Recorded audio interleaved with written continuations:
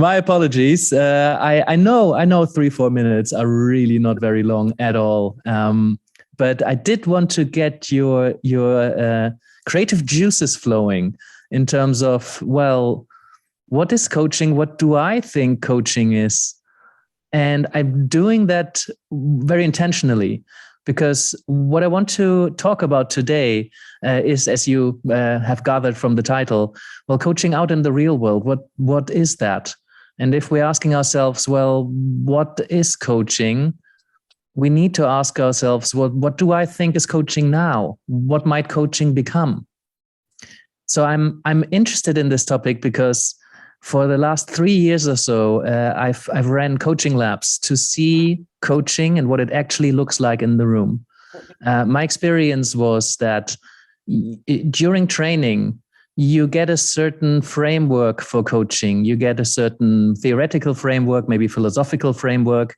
You get a bunch of techniques, processes, and coaching schools across the board and coaching professional coaching bodies really have an interest into offering you an understanding of what coaching is. How might we frame the practice? How might we define it? What characterizes it? What makes coaching coaching? What makes it different from therapy or mentoring or teaching or just being a good friend? So that question always fascinated me. And what I've realized over a decade or more than a decade of teaching coaching now, across master's level, I ran a lot of trainings in Animas. I've dug my head into a lot of different coaching schools, universities, coaching communities, and the range and spectrum of what coaching can be is fascinating. Right? Somebody says, what do you do? And you say, I'm a coach. My horror scenario is somebody saying, cool. And then changing the topic, because I don't know what they think they know. And so when I started running these coaching labs to really invite people that I had talked to about coaching for quite some time often, but never seen them actually coach, it was really interesting to see how different it can be of what I thought they would be doing versus what they're actually doing. So I've had this desire to kind of demystify what happens in the coaching room. And I found that quite often it's not magic. Quite often, even the most experienced and professional coaching do very simple interventions. It often comes down to very foundational skills. And often all these sophisticated, complex theoretical and philosophical frameworks, how do they actually show up in practice? And then you have all these coaches that start to branch out and move beyond the initial the initial frameworks of what they have defined as coaching. Sorry, I'm hearing somebody breathing, and it's quite meditative. Right. So let me go in a somewhat more structured way. I've did bring some slides for you, so maybe this is a good time to bring them up. Partly to structure myself, and also to give you a bit more of an idea. So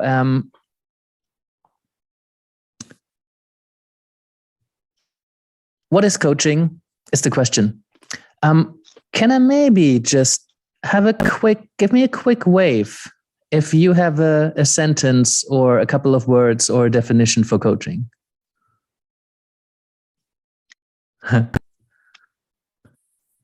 You can also wave with your digital hand. Yeah, that tends to be my experience. Whenever I ask that question, and I ask that question quite often, a surprisingly small number of coaches, we can all talk about it for a couple of minutes, what coaching is. We can give somebody a sense. We can start having a conversation and somebody can experience what our coaching is like. But the amount of people who can say, well, this is it. This is my frame. These are the words, or this is the niche, it's very low. So I find that fascinating. Even, ICF, EMCC, AC, they have definitions, but very few coaches can actually recite them because they are still very broad. So first generation of coaching, when coaching started, it was essentially a journey from A to B, right? And sometimes it's as simple as that. We just need to ask, where do you want to be, or who do you want to be? And where are you now, or who are you now? How could you get there? Right? Sometimes it's really that simple. Often there's an obstacle, otherwise people would do it themselves. We might go underneath or over, or we might dissolve the obstacle to get from A to B. And then it's a straight line again. Maybe the obstacle is too big. So maybe then we start typically with coaching, define the goal, talk a little bit about what the goal is. And then maybe if we find a higher level goal, then there might be an unobstructed way to get there. So very first generation coaching, right? Typical performance coaching, but works in many ways. And it's a really, really valuable process. Now, here's the International Coaching Federation saying coaching is partnering with clients in a thought-provoking and creative process that inspires them to maximize their personal and professional potential. Really very broad. This could include a lot of things, right? The ICF has a well thought out competency frameworks, and I'll come to that in a moment. But this in itself can be done in very many different ways. Association for Coaching brings it closer a little bit. A collaborative, solution-focused, results-oriented, and systematic process in which the coach facilitates the enhancement of work performance, life experience, self-directed learning, and personal growth of the coachee. Again, it's really very broad. It's closer. We get more of a sense for what this is, but you can do this in a million different ways. Here's the EMCC. Defines coaching as a professionally guided process that inspires clients to maximize their personal and professional potential. Mm-hmm. It is a structured, purposeful, and transformational process, helping clients to see and test alternative ways for improvement of competence, decision-making, and enhancement of quality of life. Coach and client work together in partnering relationship on strictly confidential terms. In this relationship, clients are experts on the content and decision-making level. The coach is an expert in professionally guiding the process. So it gives a lot more guidance on what the role of the coach is. It points to a lot of qualitatively significant elements of what makes coaching. But still, it can be done in so many different ways. And I mentioned the competency frameworks of these professional bodies. And even then, I've seen PCCs, MCCs, ACCs work with the same competency model in maybe not radically different ways, but quite different ways. So who you are is how you coach, I often tell students. The way that you are as a person will come into play when you work with your clients. You can follow the same set of competencies in very different ways. I really like this model by Eric De Haan, who built on Herent's intervention styles that have been around since the 1970s. So this is the playing field of a coach. And I remember coming out of my coach training, or initial coach training, and it's been hammered in my head that coaching is facilitative, right? We don't suggest, we don't offer advice, we don't give our opinion. We hold space, we ask questions, and we work with the client so that they can move forward. Right? So this, when I first saw this, I'm like, suggesting, but that's not coaching. But then I got out in the real world, and it seemed that the majority of coaches, at least at some point, offer some sort of advice. Maybe they put an idea on the table. Maybe they share some information. Welcome on board this Avanti West Coast service to... Well, have a good journey. So have a little think about where you are on this playing field. What is your modus operandi? What comes natural to you? So, for example, my natural style is in the confronting, challenging, exploring area. That's where I feel most at home, right? But I can put a suggestion on the table. I can share some information, especially if I coach someone or supervise someone in an area where I do have some knowledge and I do have some information that might be helpful. Lots of coaching clients out in the real world, they absolutely love when a coach shares a model or does some psychoeducation or offers a piece of advice from other clients who were in similar situations. Clients absolutely love that, in part because they have to do less work if you do the work for them. So I totally get the argument that why would we not give advice or suggestions? Why would we not do that? Because the results are going to be much more empowering. It might take a little bit longer, but clients really like it. And that's why a lot of coaching that happens in organizations is that kind of coach me through this coaching. And many clients, many coaches have this service provision mentality. So supporting a client, suggesting things, fair, there's a lot of coaches who work in that sector and it's really valuable. So I don't want to knock it. I used to be like, but that's not coaching. It's not supposed to be coaching. Coaching is supposed to be this other thing. I got trained in existential coaching, very facilitative, not even solution focused. But I wanted to go all over the spectrum, at least to be able to go all over that spectrum so that I can offer the client what they need right now. So they don't have to work with a different kind of coach, because life is quite complex. But, it's absolutely okay, I think, if you find where your niche is or where your style is, and as long as you communicate clearly what kind of coaching you offer, what coaching is for you, and then your client agrees to work with you on that basis, absolutely fine. Ethically, no concerns for me. Right? Just because the ICF defines coaching in a particular way doesn't mean that you as a coach need to do that. Even in the ICF framework, it's fine to say, if I were to take my coaching hat off for a moment and put my mentoring hat on, for example, that wouldn't necessarily make you fail your ICF assessment. So what I see out there beyond the theory and frameworks of coaching schools is coaches sit down with clients, and then at some point they need to make an assessment. What does this client need right now? And what does this client want right now? And am I willing and able to provide that?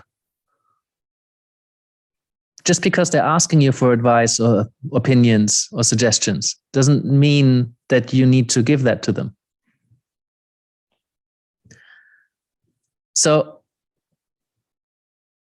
does pure coaching even exist?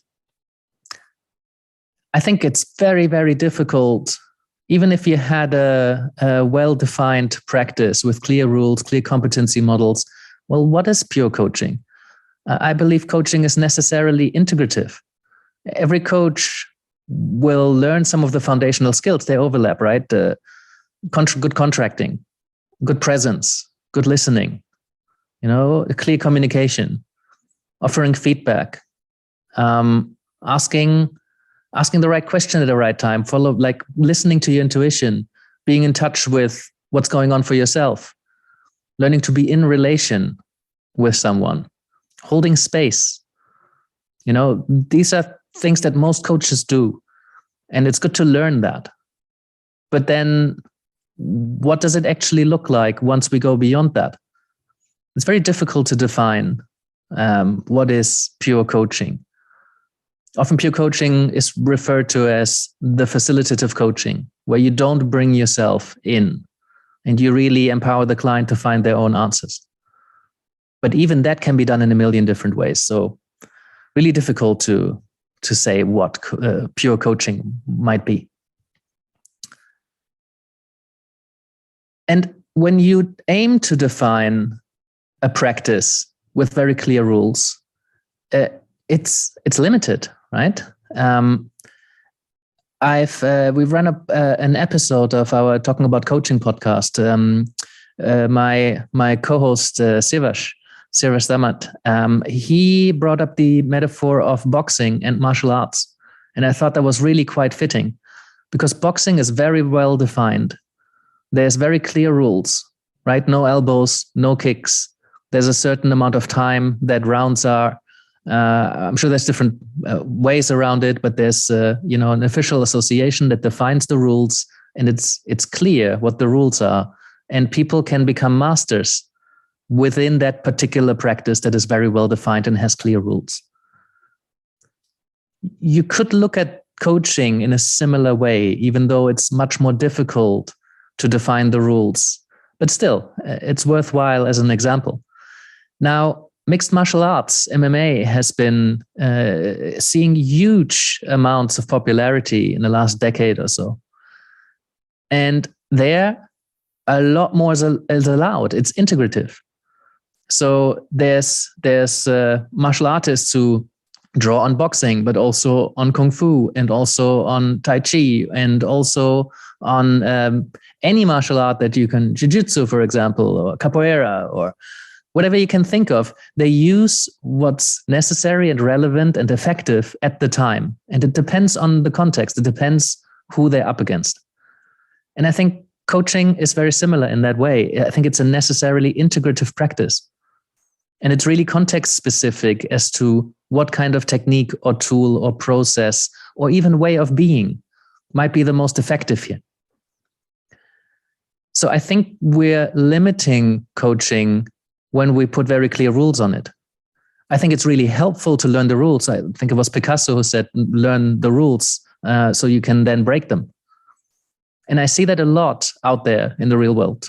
When coaches learn facilitative practice, they learn performance coaching using the GROW model, and they can do it clean and they can do it well if it's needed. But they can also just hold space and just listen. Well, just listen, like really offer this kind of presence and listening to someone. And that might sometimes you just need to get out of the way. I finished a 6-session coaching lab with the Association for Coaching yesterday, and I just needed to get out of the way of this client. And it was difficult not to intervene. I wanted to showcase good coaching, and I wanted to showcase what the existential framework is about and positive psychology. And there were all these entry points, how I could have intervened and delivered value and ask a clever question and make a clever observation. But really, mainly, I just needed to get out of the way of this person. And it was hard work, especially in front of an audience. So what that client needs, I need to ask myself, is that what they want? Is that what they need? And what am I willing and able to offer here?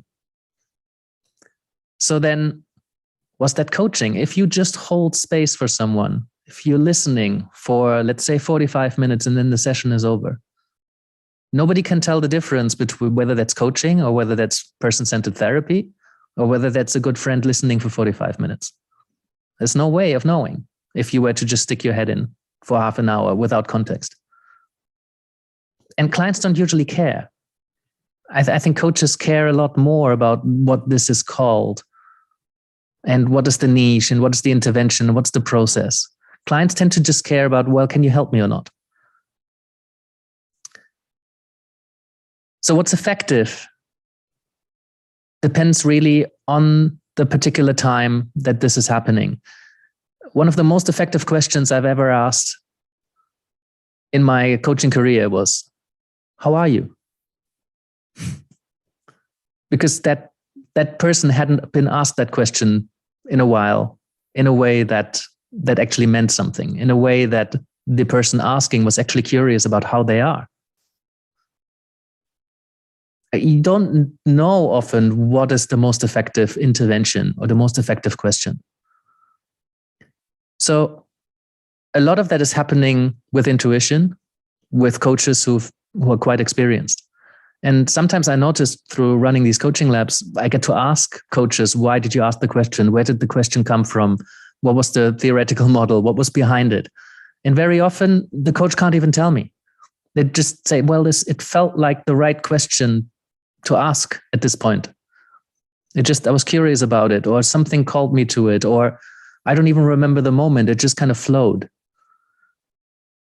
So what that taught me is that it's good to learn the frameworks for coaching. And what often happens is that the models that we internalize, because we train them and we try them out, and they'll feel awkward at first, and then they become more like us.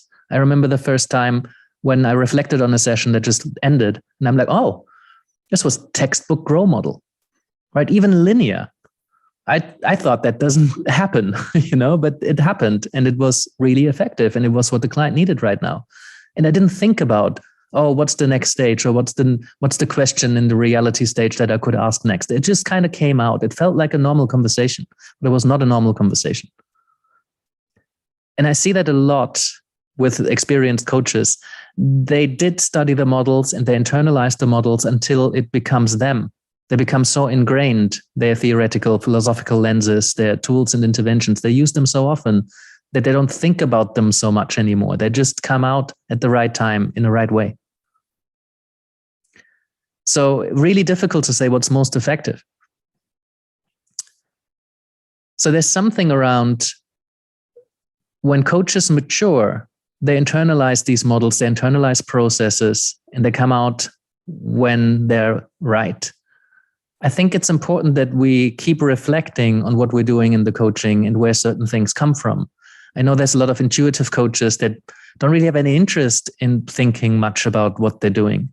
But I find that the most effective and the most successful coaches, the really masterful ones, they do make time very regularly before and after sessions to really reflect on what have I been doing and why have I been doing it? What were the powerful moments in this coaching session just past? And where did that question come from? So I find that in this process, coaches often mature from starting out being quite process-driven, perhaps behavior-driven, performance-driven, and then adding in more of the holding space, being with people, and letting the results emerge from that. So when we hold space, we create space for someone, the quality of that space becomes really important. And naturally, I think, as coaches mature, they integrate more of different fields. So some approaches, for example, solution-focused coaching is much easier to do in a more purist way. There's more clear rules, there's more of a clear structure. But also, I think the very structured methodologies in coaching will probably be done by an AI going forward. So as AI takes over more and more of the structured processes and starts to do them better than many human coaches, it will become so much more important that we train and acquire and develop and evolve this holding of space, this relationship. Coaching is a relationship-based practice, in my opinion, especially at high levels of maturity. This being with, it's a powerful space that an AI cannot really recreate because it just isn't human. So then it becomes more about being with rather than doing a process. So I see that as coaches mature and get more experience, they tend to focus more on creating or holding space, holding a really quality human-to-human space that is focused on what that client wants.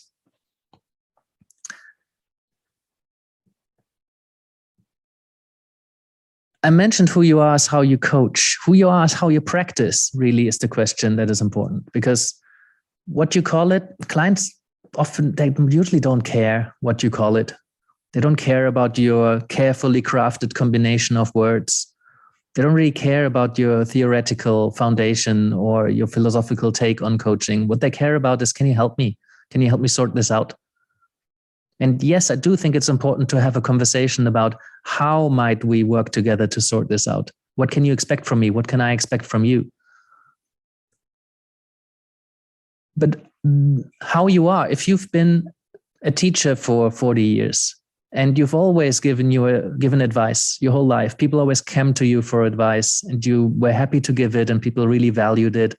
I reckon that's going to be the kind of coach you are. You're probably going to have a consulting or mentoring element to your work.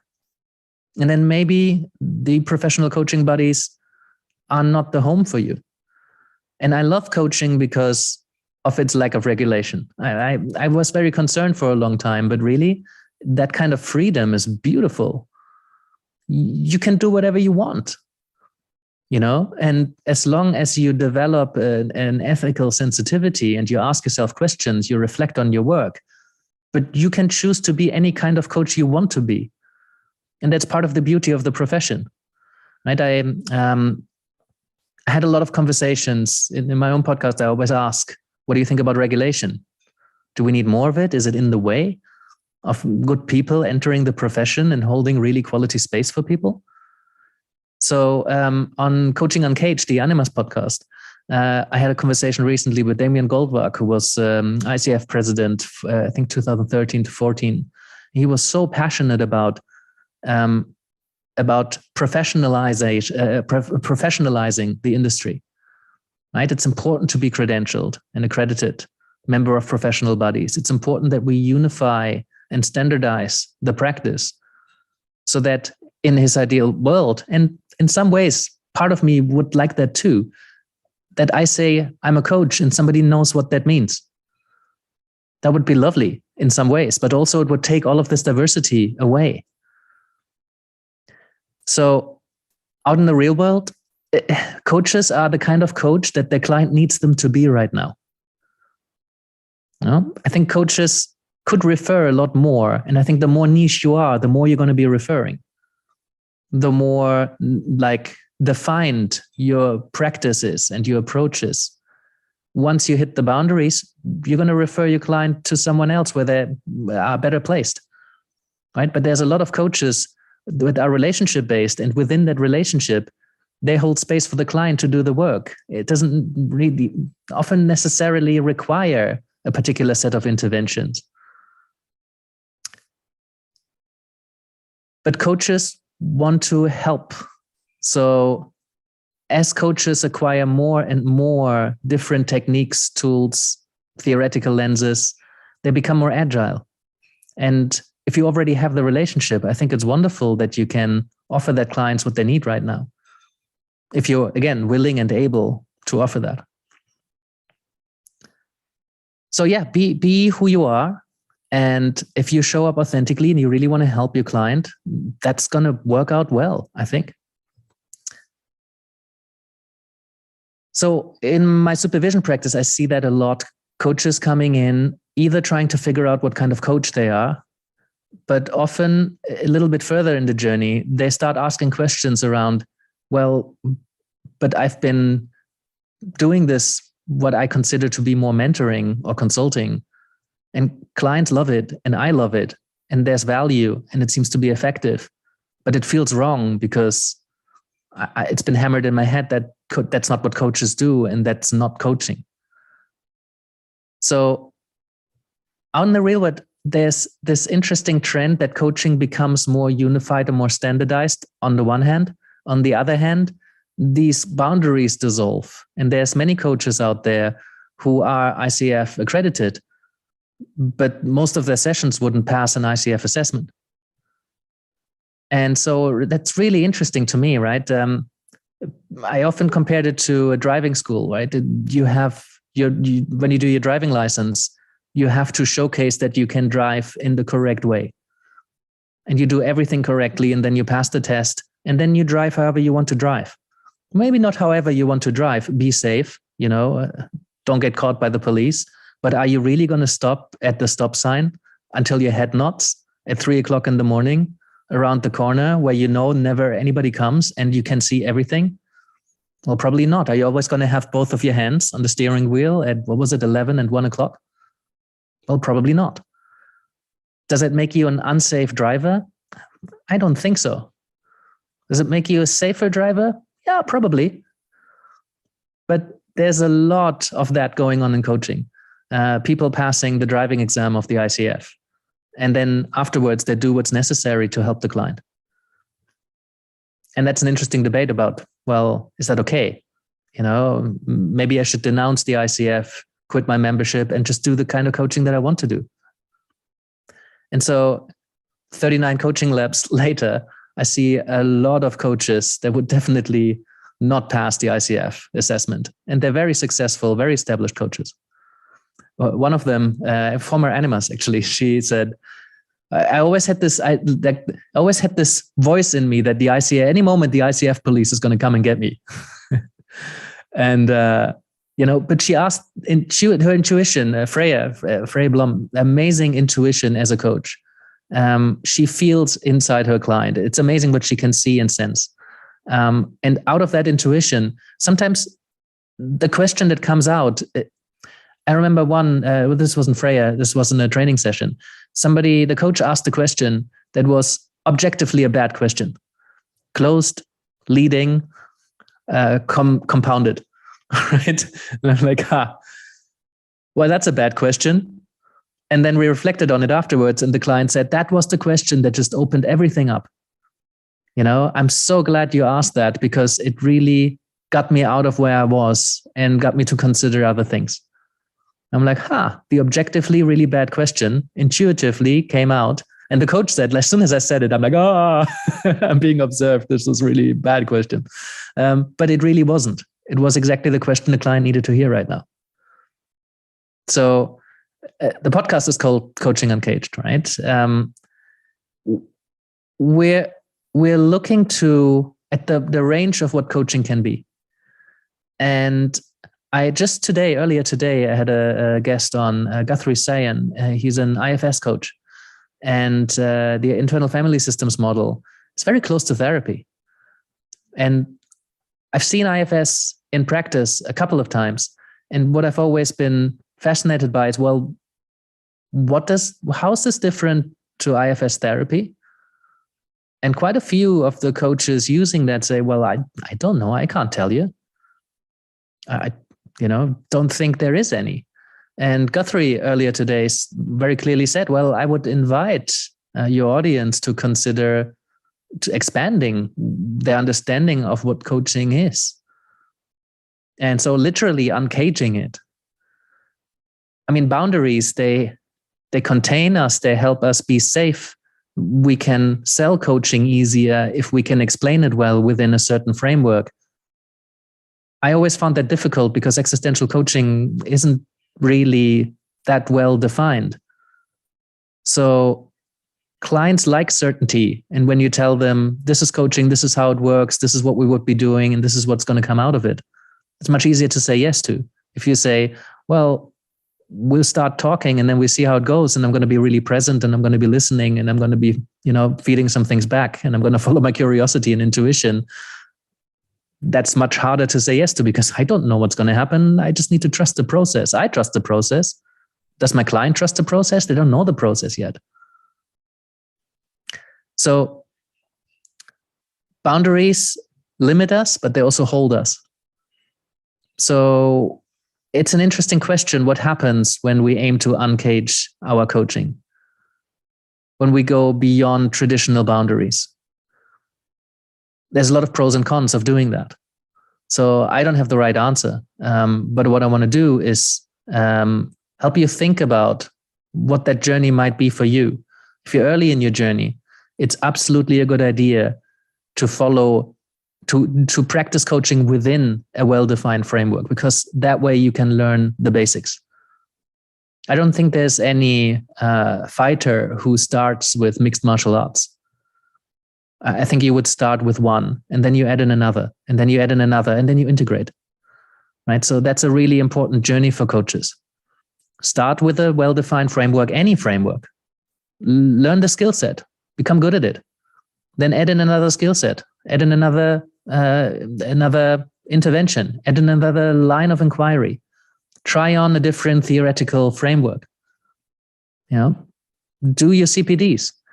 And I love the coaching lab for that, because every month there's a very different coach with a very different set of foundational assumptions about what coaching is or what it should be.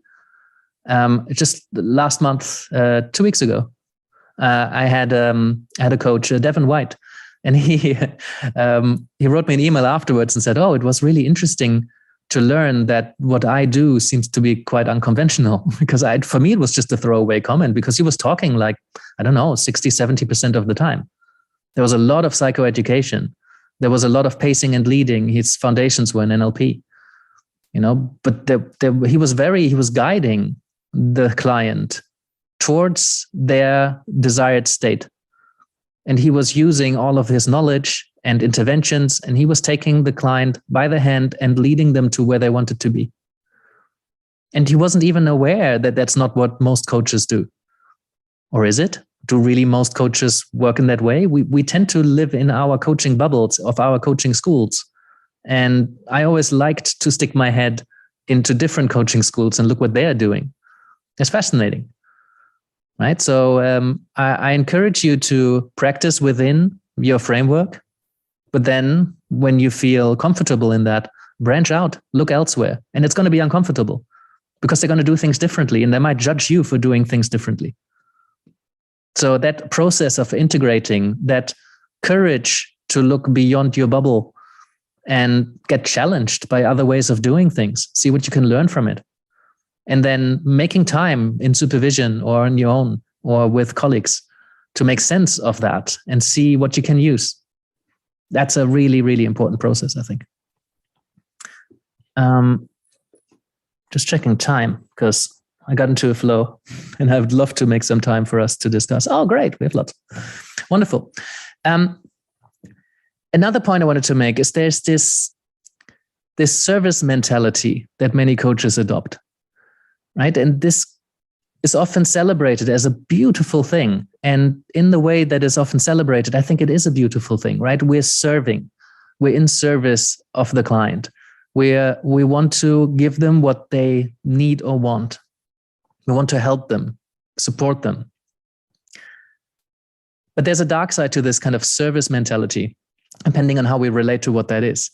Because what I see coaches out in the real world do a lot is, whatever the client wants, I give it to them. Right? The customer is king, customer is queen. Whatever they want, I give it. And if they ask me for advice, I offer it. Because that's what they want.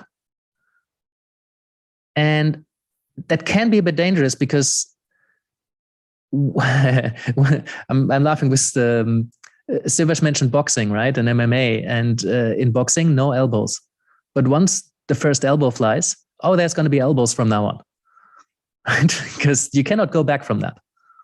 So once you give a piece of advice, especially when it's good advice and it worked, your client's going to come back for more. Why did you give advice then and not the next time they're asking? So it kind of works one way. It's really difficult to go back from putting your mentoring hat on for a moment, or your consulting hat, or sharing a piece of advice or information. It's much easier the other way around. So keep that in mind, because once you open the doors into a different way of being or working, and it works, it might be difficult to go back from that. So think carefully before you branch out of your framework with a client. Good thing is that coaching is often quite short term.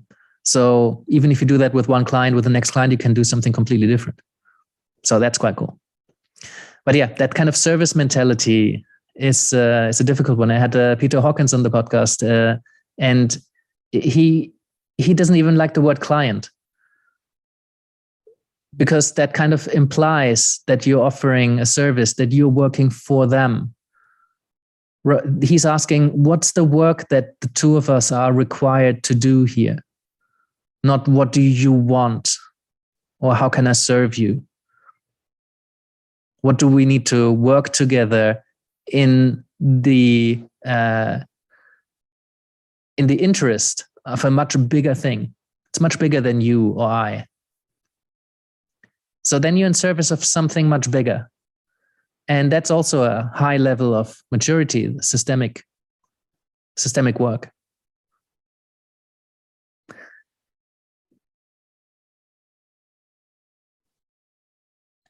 So I think I said that already, right? Once once you open a certain door, it's difficult to go back.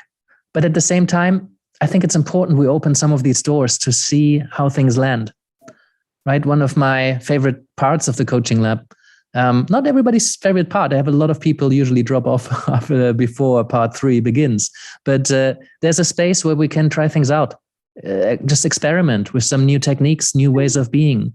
We watch a coaching session, and I remember after my first IFS coaching demonstration that I viewed, I'm like, I'm not trained in IFS, but I could definitely ask some of these questions. ¿Tienes hambre, cariño? And see what they might do.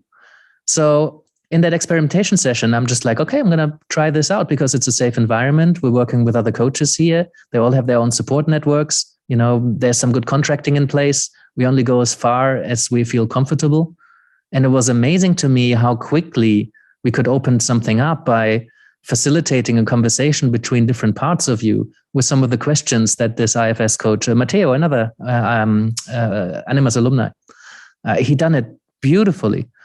So I felt quite inspired, but with a normal paying client, I don't think I would just experiment like that.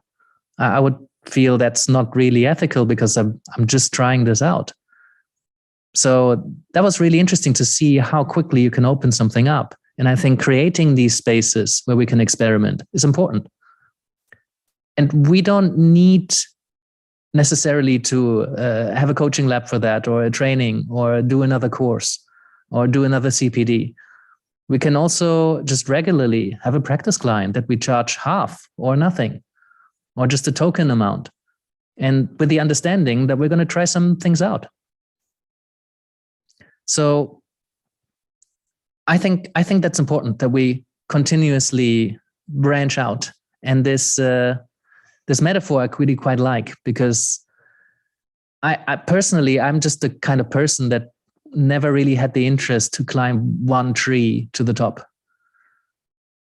As soon as I could see the top, see the system, see what I would need to do in order to get there, it got kind of boring and I wanted to climb a different tree. And then recently, I was introduced, somebody, I think it was Sivash as well, he mentioned branching out, and I immediately went to my tree metaphor. And I'm like, that's just really, because we can jump to a different tree and climb, but also there's some trees that have such elaborate branches that go sideways, maybe connect with other trees. So we can create a complex set of a web of different interventions, questions, tools, techniques, theoretical lenses. And the longer we are in coaching, the more we will be connecting different trees. And at some point, it'll be a forest. So I really like that metaphor, and maybe it's of some use to you. Out in the real world, there's very few coaches that are on one tree and they only climb that to the very top. If it's one tree, it usually has a lot of complex systems of branches that connect to other practices.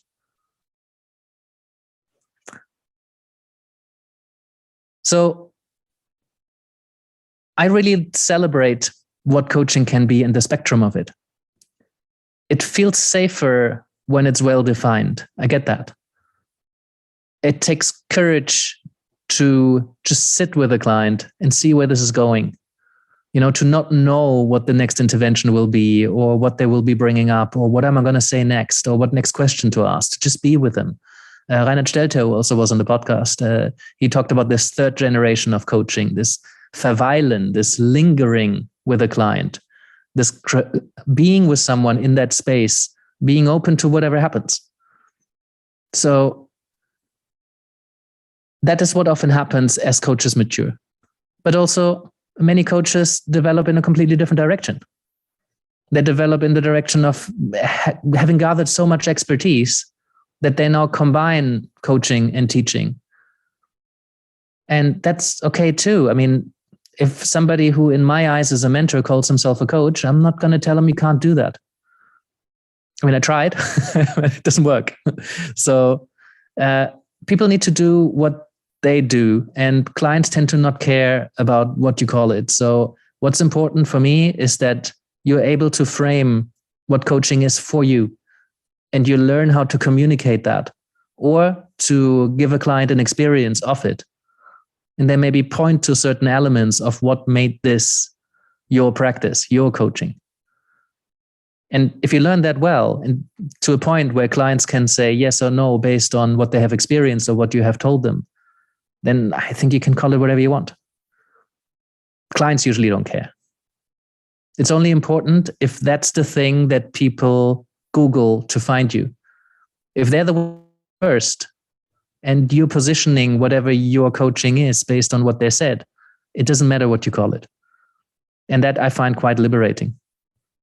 So unless you invest in advertising or SEO or any form of you speaking first to then invite a particular client in, you need to figure out what language your kind of client will respond to and what they find attractive.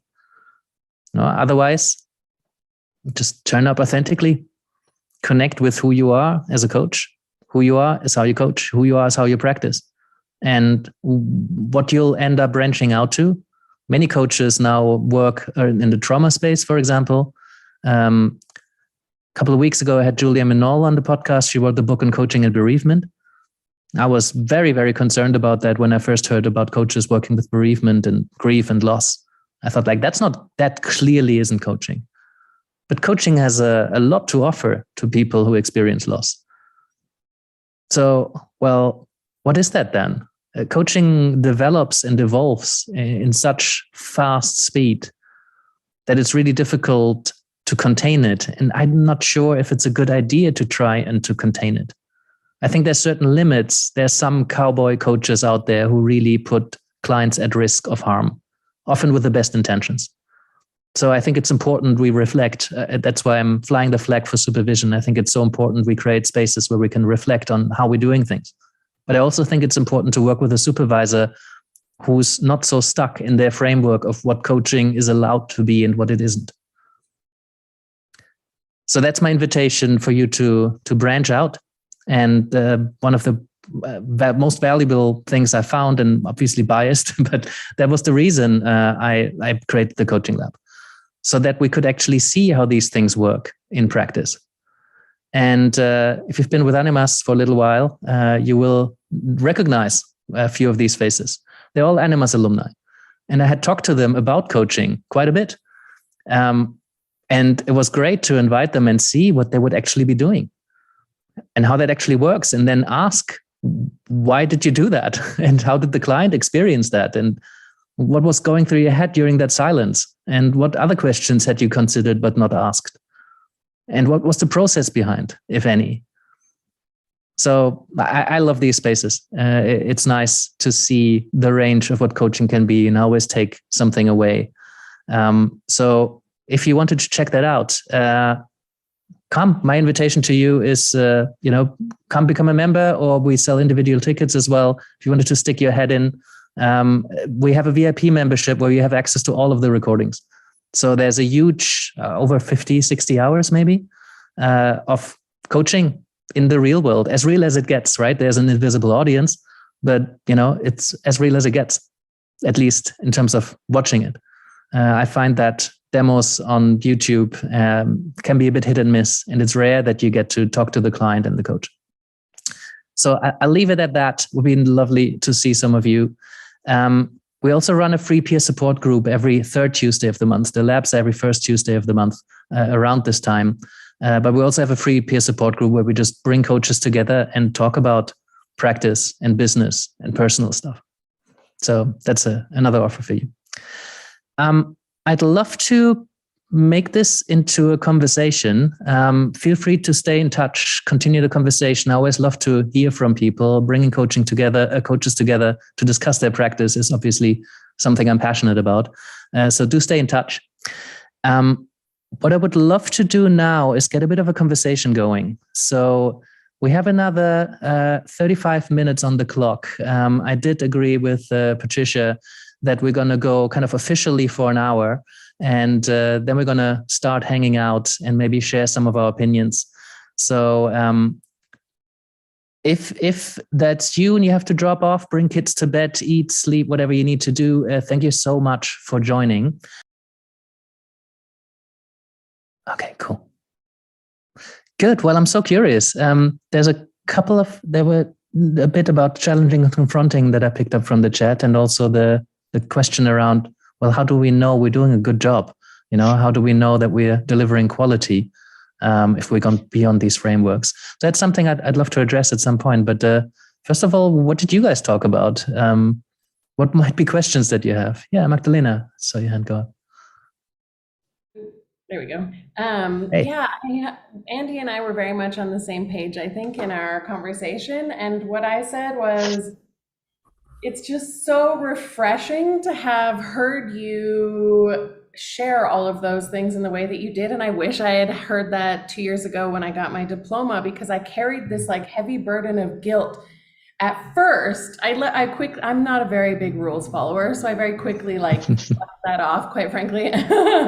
But I did carry this burden of guilt, like, am I allowed to be a coach if I'm bringing a lot of other skills, if I'm bringing intuition, if I'm bringing spirituality into the conversations that I'm having with my clients? But if I had not done that and given myself that permission, I would not have created life-changing breakthroughs with my clients. It would have been impossible. We would have stayed at such a surface level. So I really commend you, and I really commend Animus for bringing this conversation to the table. And I hope that every single graduate listens to this shit, because it's so important. Thank you, Magdalena. I think we have that relationship with rules in common. I've also been a bit of a rebel in my life, with the youngest in the family and being raised to do what I want, and having amazing parents who supported me to choose my own path and always encouraged me to make my own choices. I think that's why the existential framework resonated so well with me, because what the existential philosophers encourage us and teach us is that, well, you can only do you. I mean, I'm paraphrasing, but there aren't really any rules. All the rules are made up. Right. And we can collectively decide, or a majority can decide, that these are the rules that we can collectively decide to follow, like the law, for example, the law of the land. There's nothing that stops. Well, there's nothing that stops you. You can rob a bank if you wanted to. Right. There will be people that stop you. You might get away with it or maybe not. You choose whether you follow the rule or not. You can attempt to break the rules. Some rules have grave consequences. And others maybe not so much. Some rules are absurd and they shouldn't exist, but they still do. I just moved back to Germany, in the land of bureaucracy. There's so much bureaucracy that just isn't necessary. I live in Mexico. I mean, there's a reason for that. My wife is Mexican, so I've experienced the freedom there firsthand. There's downsides to not having that set of rules. But it's quite a great feeling of freedom. But also, when we have too much freedom, there's also anxiety, because rules, they also hold us in place, and they offer a certainty, and they offer comfort in some ways. Well, that's the great debate, right? Safety versus freedom, like the ultimate debate. Exactly. Freedom, responsibility. They're the same as both sides of the same coin. Different sides of the same coin, right? One doesn't exist without the other. Some people get weighed down by responsibility. It weighs heavy on them. Other people wear it like a badge of honor. They take responsibility. So you can make choices in terms of how you want to coach, and nobody can tell you that's not coaching. I mean, they can, but only based on their framework. And those frameworks are imagined, right? Part of me really celebrates the efforts of the professional bodies to standardize coaching. And the other part really celebrates that it will probably never get regulated to that extent that therapy did. That's what drew me to coaching, because it felt free. It felt like I can do what I want and what the client needs right now. Yeah, same. Thank you for sharing that. But yeah, responsibility. There's no way around responsibility. When we branch out of existing frameworks, that responsibility becomes a huge factor. Yeah, totally. I love that. Melina. Hi. I just want to thank you guys for feeling so belonging in this Black Sheep Club. It's quite inspiring seeing that how it resonates to me so much. I came to Animas because I watched all the movies, all the recordings on YouTube, like different coaches doing different things, like somatic experience, intuitive this and that. I was like super amazed by the possibilities of coaching. And I remember in the first class, I got so shocked with that like really squared model that I felt that I had to force myself to fit in. And the first coach session that I was coaching, I said, for the outcome of this session, I want to feel that I'm gonna finish this course and gonna still be myself, because I was like freaking out that I would have to follow all that script and asking the same questions all the time, like everybody else.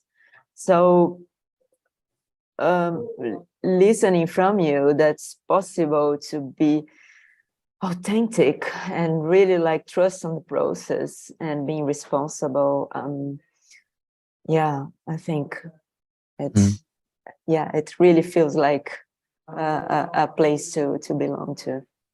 Yeah, and our data is really limited on this, right? My background is in academia and science, so I came through that academic psychology route. So I'm painfully aware that, well, painfully, I'm not sure, but when we have any survey on coaches, who responds to that survey? Where has that survey been placed?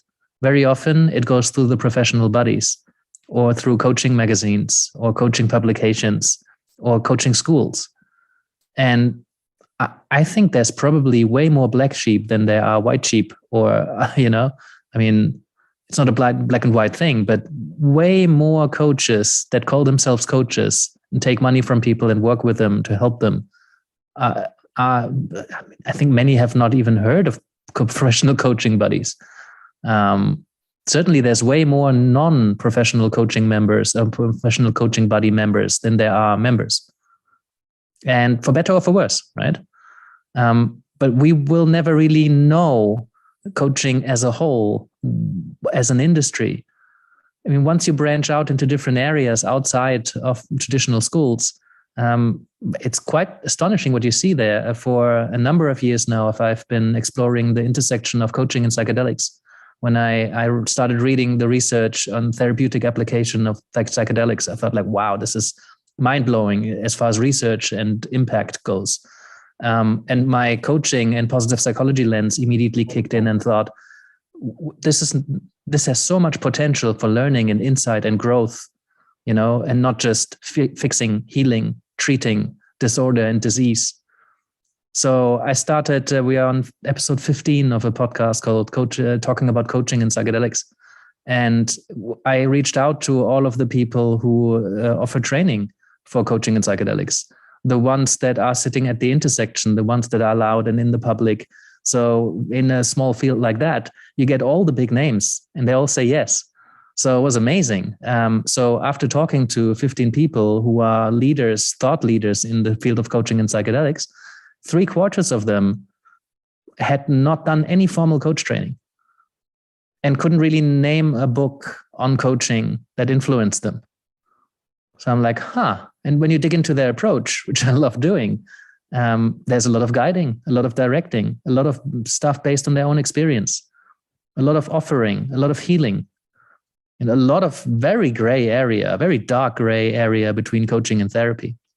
Quite a few coaches specifically aim to heal people from their trauma through coaching.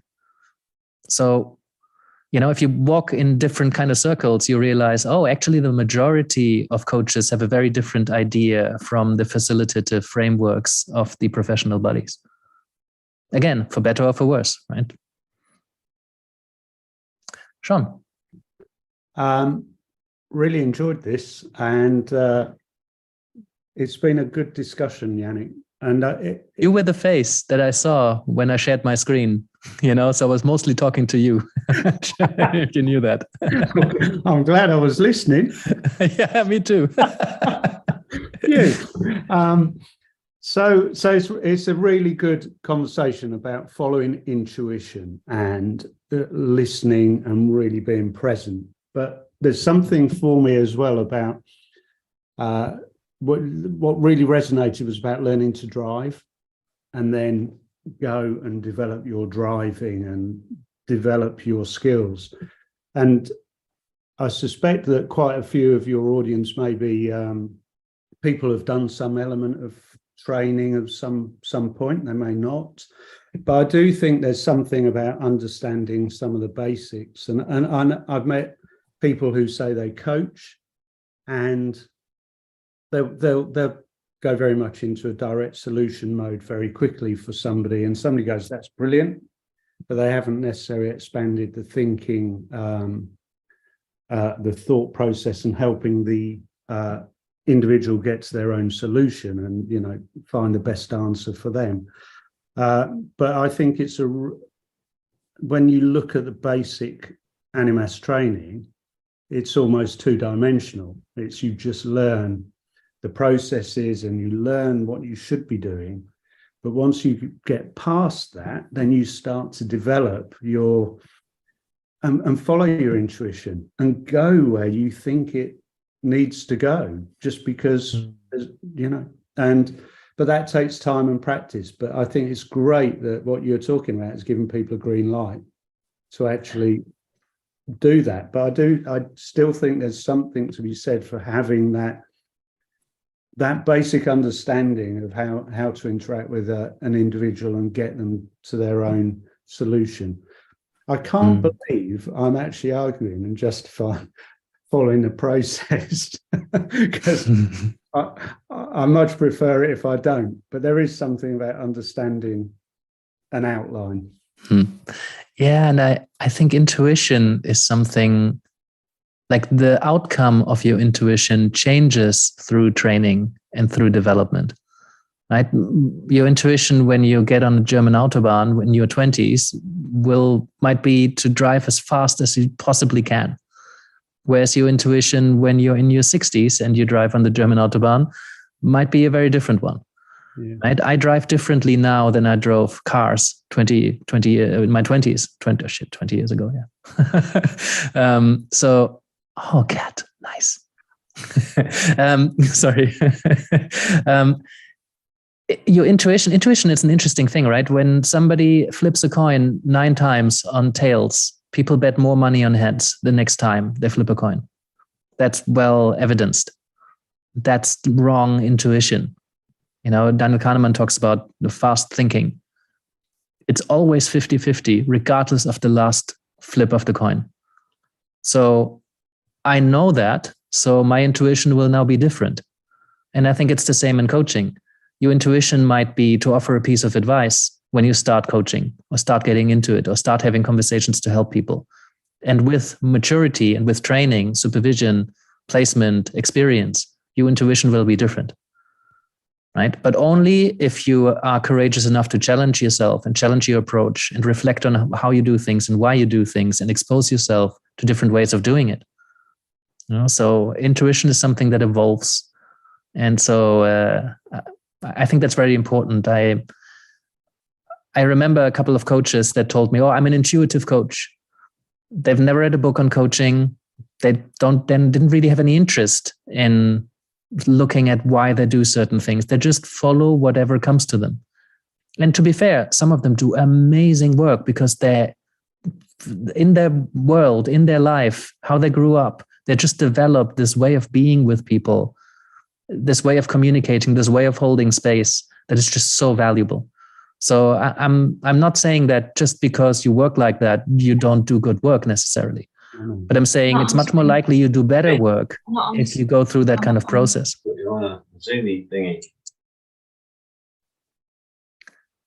Silke. Hello, good evening.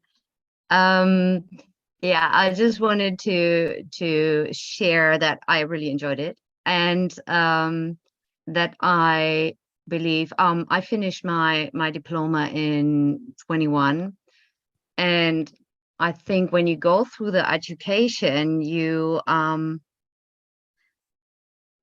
get out of that with the idea of the perfect client, that the perfect client that is sitting there and is answering your questions in the animus way, or the way that you learn right there, when you forget that the people who come there and you interact with are not the real clients. Of course, they do have their own problems, and you kind of practice, and sometimes it works and sometimes it does not work that good. But then again, when you go out and you work with like normal people that don't have like any kind of contact with coaching, it's so much different. And so therefore I really think it would be good to have like an open mind and to open up, and don't try to be stuck in that box that we get in the education, and try different things. Like you said, go with your intuition, or just open up a little bit, and don't try to be boxed in, because that's what you learned, because I think that can be so frustrating. Yeah. So Yeah, thank you, Silke. I do want to do that more often, right? Because when I put something out there, hey, we're looking for a client for the lab, chances are coaches put their hands up.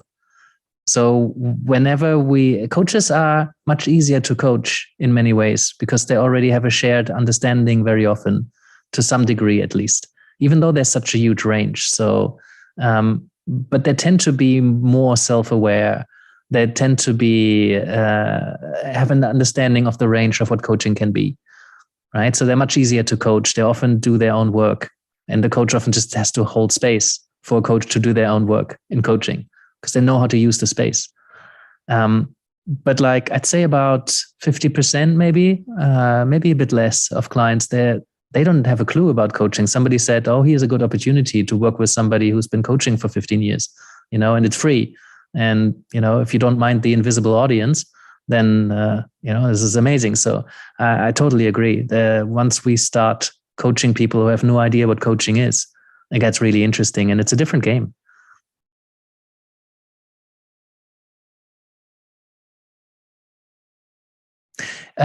Quickly on that challenge confronting piece of the model from Dehan, as I see it, any challenge is a confrontation, right? It's not a confrontation as in what you might associate with that, and it's not aggressive, it's not violent, but somebody might perceive it that way, depending on how you respond to challenge. But anytime you say, oh, that's interesting that you say that. 2 weeks ago, you were saying something different. Help me make sense of that. That's a confrontation with that you've said something else that is in tension. There is some tension between what you said then and what you're saying now. And you're being confronted with that fact. It might be a natural evolution, and it might not be a tension for the person who spoke it. But you are confronting somebody with something when you challenge. So in that sense, it's the same. That's what I meant. And yeah, that quality piece, how do we know that we deliver good work? How do I know I'm a good coach when there isn't an accepted framework of what good coaching is? And that can be a real challenge for coaches who need to know that. Again, my existential lens kicks in, and I'm quite comfortable with that kind of uncertainty. I've certainly been in some discomfort and somewhat distress with some of my coaching relationships, where I thought, I don't know whether this was helpful.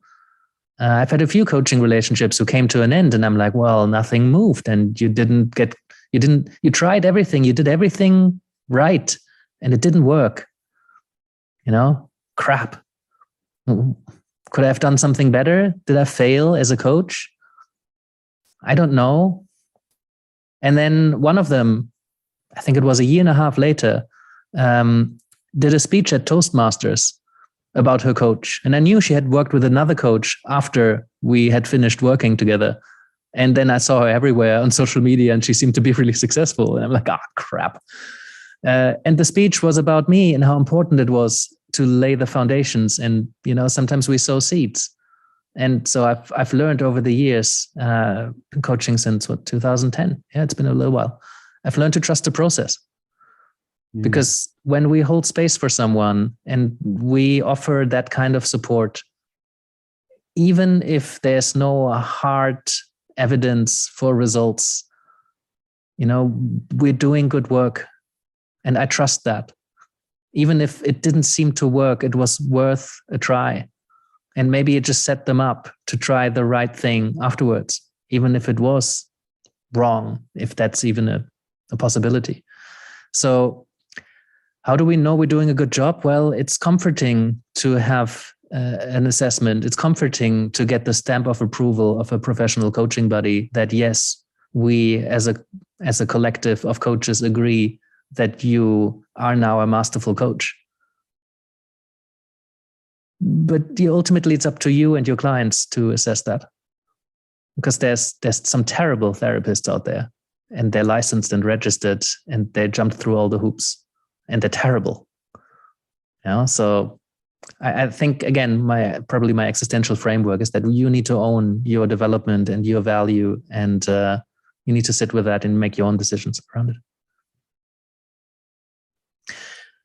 That's all the time we got. Hey, thank you. Thank you for sticking around, for your questions and your feedback. I appreciate it. I hope to see you around in some way.